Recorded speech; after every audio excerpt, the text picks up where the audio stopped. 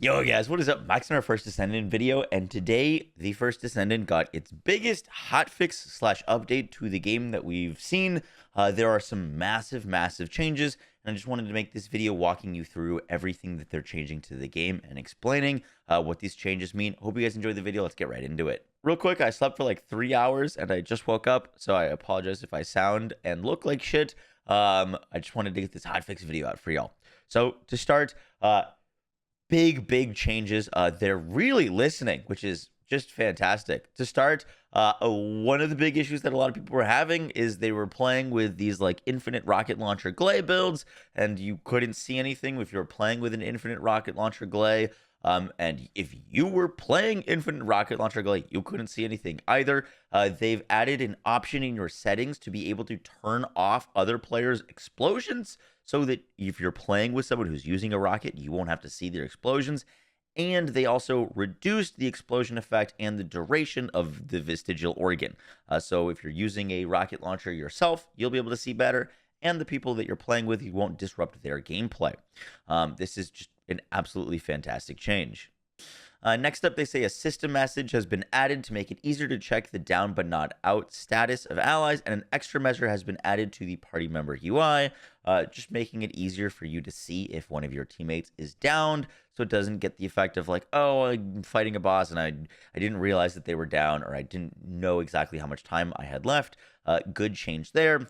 They reduced the research completion visual effect duration for materials frequently used in research. If you're popping out a bunch of like upgrade materials, you're not going to get the whole like animation every time that you're completing them.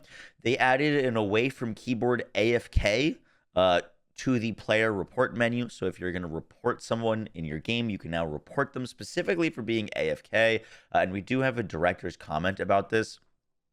The director says that we've been keeping a close eye on recent trends regarding AFK, and we agree that AFK hinders the gameplay for other players. However, we believe that a cautious approach is required in this matter. This is because AFK judgment mechanisms can sometimes be bypassed with simply shooting or moving actions, and the AFK kick system can be exploited for other purposes.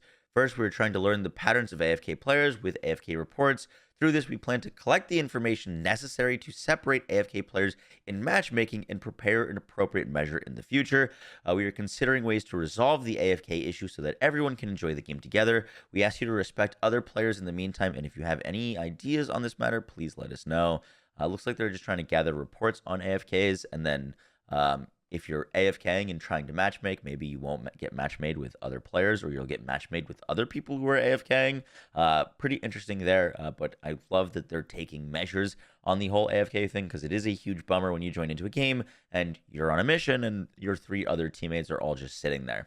The next major point is that they fixed an issue where a player who joined the Void Fusion Reactor could use the reconstructing device even if there was no void shards after completing the mission. This was an exploit that you could use to open those void fusion reactors. You would have 2 players playing together. One player would summon the boss or like open the reactor, and then the other player would shoot the boss so that they would get included in the mission, and then the player who summoned would leave, and then the player who is remaining could open the void fusion reactor, and the player who summoned the boss, they wouldn't lose any materials because they would be gone by the time the boss is dead. And as long as you were gone when the boss was dead, none of your materials were taken, so you could like infinitely open these void fusion reactors, which was obviously an exploit. They fixed that. It no longer works, but in order to compensate us, they said when completing a void fragment mission obtaining the 2 types of void shards, the amount obtained has increased by approximately 1.5 times. So you're going to get 50% more void fragments. The void fragment farm is a bit of a pain. This is going to give you 50% more, but it's specifically for the ones that are gaining 2 types of void shards. There are missions for non-attribute characters, like if you're playing a Valby, there's void fragments that you can do where you'll get like all 4 types. That's not applying here. It's just for the mission types where you're only getting 2, which are going to be specific elemental descendant void fragments. So like doing like a Leapic one or like a Viesa one. They also did some Void Fusion Reactor tooltip updates where you can update to display the number of void shards. So if you're like, oh, you need 36 and you need 9 of this, it should now tell you like, oh, you need 36 and you have 24. They also added linked amorphous materials to the Void Fusion Reactor mission tooltip, and the Void Shard attribute will now be displayed on the map directly. So they're just trying to clarify this whole farm, make it better and make it smoother for us, which is fantastic. The director's comment is, we discovered and fixed an issue where party members' abort system was being exploited. While addressing this glitch, we also considered why players might resort to using it. We realized that the transition from shard farming to actual Void Fusion Reactor missions was quite inconvenient and tedious. Therefore, not only fixed the bug, but also increased the amount of Void Shards obtained and improved the farming process to make it more convenient. Please wait a little longer, as we will significantly improve the fragment farming routes in the upcoming Week 5 update scheduled for August 1st. The dev team will continue to learn and grow from your playing experiences. We also listen to your valuable feedback and strive to provide a better gaming environment. Fantastic.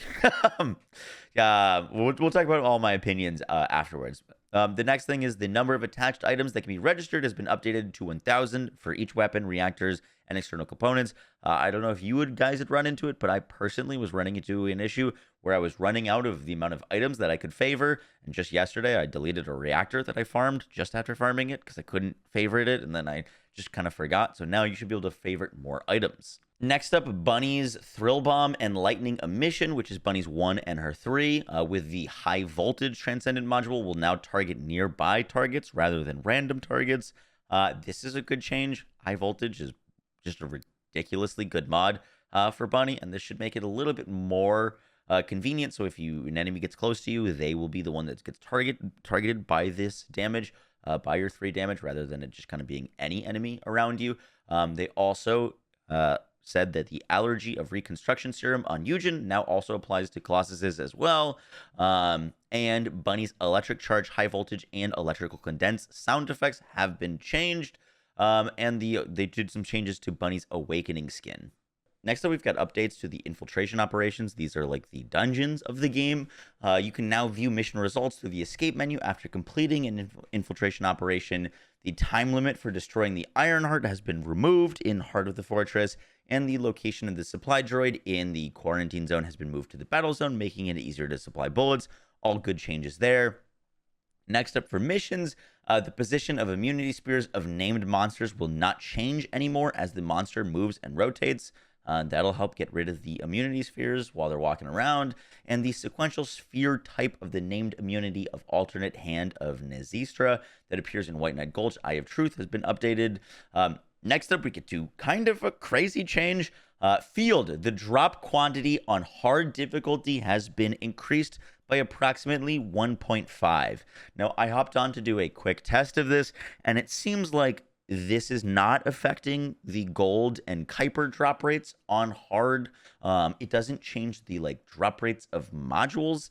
So for example, if we boot up the game real quick and go to, let's say, Fortress, hover over on hard mode, the drop chances of the amorphous materials and all the mods and all the weapons and everything, that seems to be the same. The gold and Kuiper, that seems to be the same. What I do think that this is affecting, and obviously we'll get more confirmation later, but I think this is affecting the drops of materials. You're getting a 1.5x drop rate for materials. So for example, if we go into my consumables, a lot of the times when you're farming out in the world, you're farming mixed energy residues or concentrated energy residues, heat plasma batteries, all these crafting materials. I think these are the things that got a 50% drop rate. Basically anything that can drop in your basic materials section.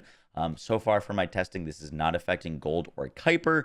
But once again, obviously we're going to learn more about this. And if it does affect more than just basic materials, I'll have a pinned comment on the video so that I'll keep that updated. But so far, I think it's just affecting macromolecule biogels and these kind of drops. They also updated the stack limit for consumable items from 1 million to 100 million. I don't know if any of you have 1 million of any of the consumables in the game. But if you do, props to you. We're going to be able to have 100 million of them. So get to farming. That's pretty crazy. Next up, optimization issues. They fixed the memory leak. And a few memory leaks and frame drop issues with DLSS, with frame generation. I personally wasn't using frame generation, so hopefully if you were, these will be good changes for you. I was getting affected by some memory leak stuff, so looks like all of that is all good there. Next up, they've done some fixes for the UI. They fixed an issue where your black screen was temporarily being displayed when starting special operations. The symbol effects have been added for code analyzers, code breakers, and core materials dropped.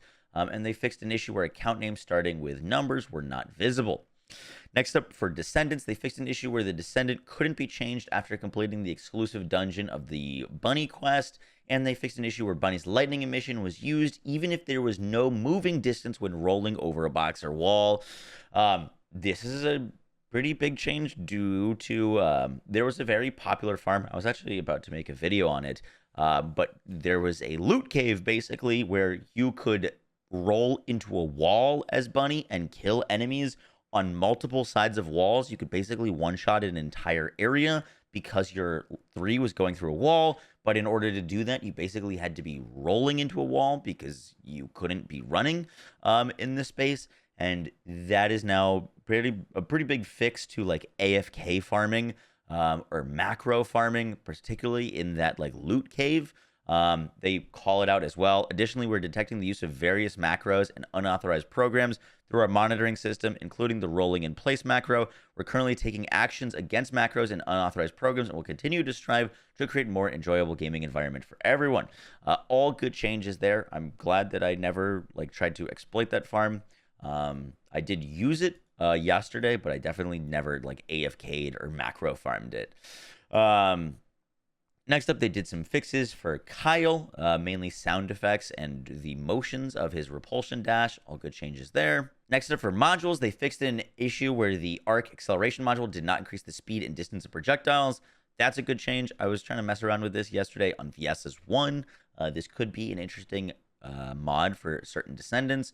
They fixed an issue where Ajax body enhancement module did not reflect the max shield in the current shield after moving to the map. Next up, they have a note about the shoot focus firearm attack. If I'm not mistaken, correct me if I'm wrong, but I have shot focus. I can't find a shoot focus. So I'm assuming that they're talking about the same thing. But apparently this was bugged and not working very well, but now it should be working properly. I actually didn't even notice this mod. The fact that you could reduce the skill power but increase your damage as a Descendant module seems pretty crazy, actually. I'm really glad that I looked this up, because, for example, like on Sharon, you know, if you're not really caring about your damage of your abilities, you could just use her as a gun Descendant. Same thing with like Glay. So this seems really, really powerful. And definitely something that I'm going to be trying to incorporate into some more builds. Next up, there's some mission changes to Volga Strategic Outpost, some other fixes, and also a big fix too. They fixed an issue where monsters would spawn even without an actual battle in the White Knight Gulch Fortress outskirts. If you weren't aware, you could kind of AFK in the White Knight Gulch. You'd activate all the like reactors, and then you'd just sit on the stairs, and the enemies couldn't go past the stairs. But as long as you were sitting there, they would keep spawning, keep spawning, keep spawning. You could wait like 10 minutes and then go up the stairs and fight like 1,000 enemies at a time. It looked really cool and kind of fun, but they are really trying to go against the idea of these AFK farms.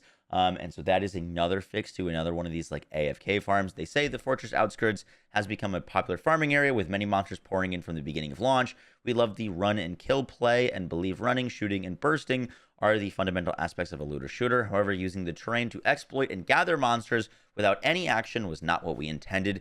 If everyone simply stood still and hunted, the game's enjoyment would quickly diminish. Therefore, we decided to make a change. We maintained the spawn rate by keeping the 4 Vulgus resource storages active simultaneously, but monsters will not increase when players are idle, run, shoot, and create some explosions.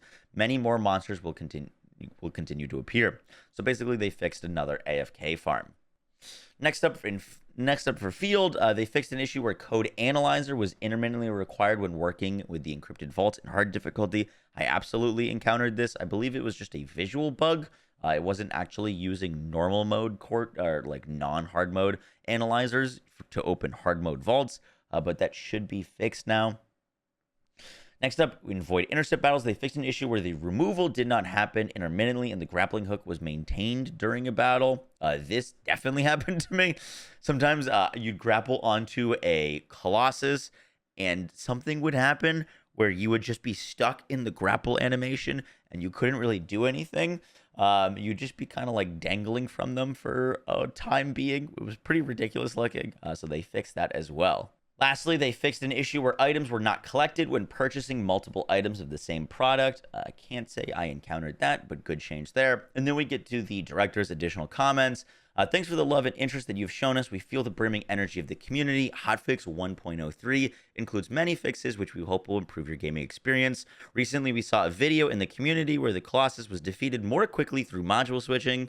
If we had a bit more time, we would have liked to include a fix for this in 1.03, but unfortunately it did not make it into this update. The dev team does not want module switching to become another strategy. This method makes combat tedious and does not fit well with the run and gun playstyle. The dev team wants skills, weapon, modules, and external components to be part of the strategy. We hope that in-depth build research will progress, but strategies requiring inconvenient control are not what the development team aims for. Last but not least, we are planning to skip the patch next week for the upcoming 5th week update on August 1st.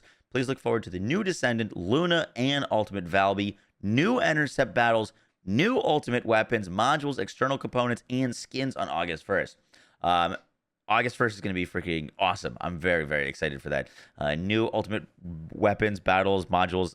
Sounds like they're cooking up some good content. Also, that does seem like a bit of a call out to the like Glay one-shot setup that was developed by, I think his name was Ebisimo, the Japanese player that I highlighted in my most recent video.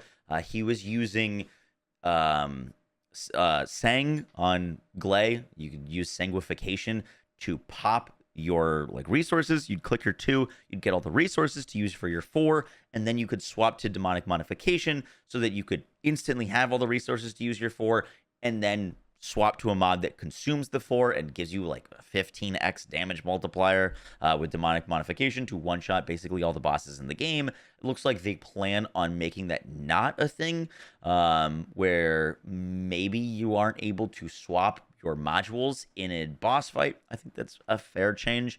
If you want to like go into a boss fight, you should probably be stuck to the build that you bring in and not be able to constantly swap it on the fly to benefit you.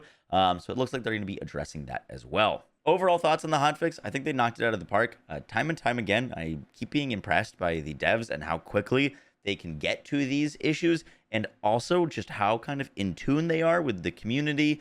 They seem to be watching streams, watching content, hearing what is happening with the community, and you know, like they instantly added hard mode matchmaking, which people were upset about.